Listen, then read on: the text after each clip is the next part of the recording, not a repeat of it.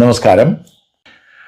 ഒറ്റപ്പാലത്ത് നിന്നും ഭാരതത്തിൻ്റെ എല്ലാ തലങ്ങളിലേക്കും യാത്ര ചെയ്തുകൊണ്ട് സർദാർ വല്ലഭായ് പട്ടേലിൻ്റെ കൂടെ യാത്ര ചെയ്ത് കേരളത്തിലെയും മറ്റു ജില്ലകളിലെയും സംസ്ഥാനങ്ങളുടെയും 565 നാട്ടുരാജ്യങ്ങളെ ജില്ലയാക്കി സംസ്ഥാനമാക്കി രൂപീകരിച്ച ഒരു മഹാവ്യക്തിത്വം ഒറ്റപ്പാലംകാരനായ VP മേനോൻ അവർകളാണ്.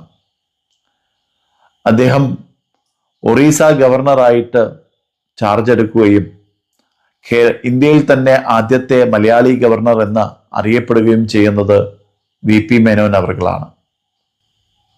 പാലക്കാട് ജില്ലയിൽ തന്നെ ഇന്ത്യയിൽ ആദ്യത്തെ ഫാർമേഴ്സ് അസോസിയേഷൻ പ്രസിഡന്റ് എന്നറിയപ്പെടുന്നത് VG സുകുമാരൻ ആണ്.